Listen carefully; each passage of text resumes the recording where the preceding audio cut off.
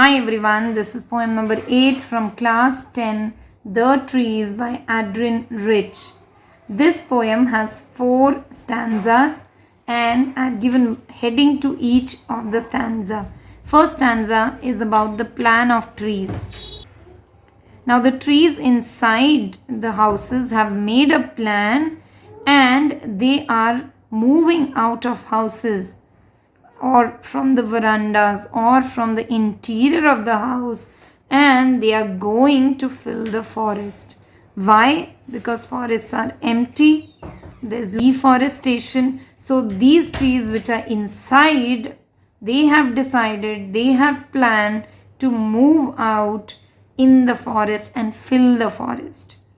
Because of the deforestation, there are 3 things that cannot happen, and those 3 things are: no bird can sit, no insect can hide, no sun can go and bury its feet inside the trees. Since there are no trees, the sun is not able to put its feet inside. So here sun has been personified as if the sun is having feet and it is trying to put its feet in the trees. It is actually the sun rays which are trying to penetrate the canopy of the trees.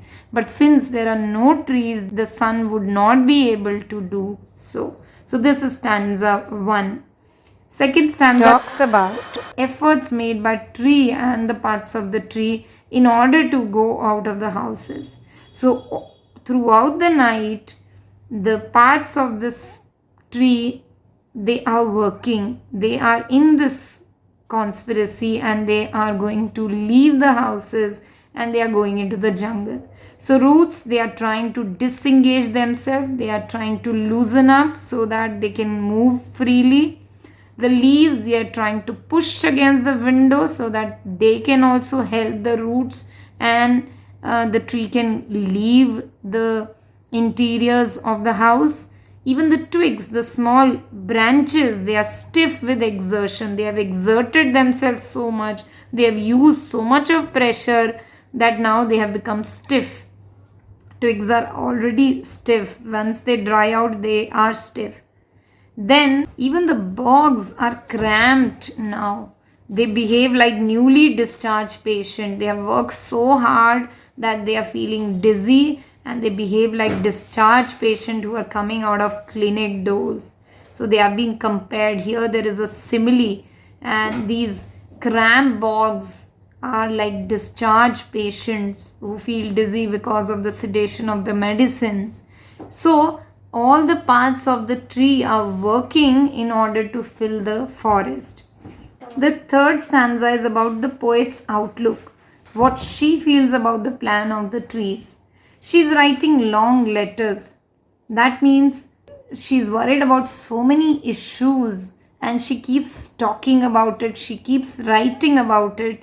But here she's not mentioning the departure of trees. That means nobody is actually discussing the main problem of deforestation. Nobody is bothered about it. Even the poetess, she doesn't mention it in her letters. And at that time, there is full moon shining. It's a fresh night. She can smell the leaves and the lichen. This smell is so strong that she compares it to the voices, as if these tree, grass and leaves, they are talking. And she could hear the whisper of plants and trees. And the fourth stanza is about the final destination of these trees. These trees, they finally are able to break the glass. Here the leaves were straining against the window. Same glass is broken now. Trees are moving out of the houses and they are going towards forest. The wind comes to meet them. So wind is really happy. The whole atmosphere is happy about the trees coming back to the forest. And these trees, they finally reach the forest.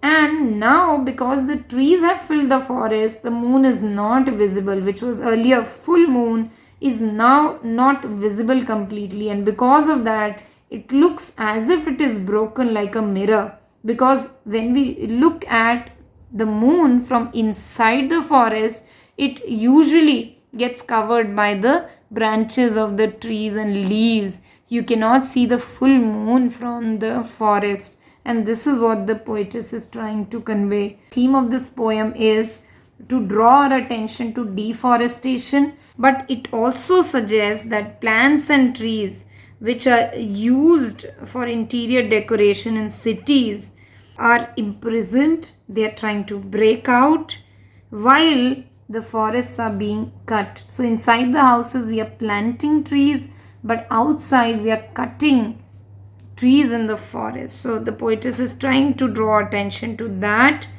Here, trees can also be metaphor for human beings. Human beings are stuck in these cities and towns, and they have lost their natural environment. They are stuck in the hustle and bustle of the city life, and they have lost their contact with nature. So it is also a desire of human beings to be with nature. So trees also represent human beings who are stuck in these cities, how they also want to break out and go to the natural environment. I hope you like the explanation. Please like, share and subscribe, and thank you for your love and support.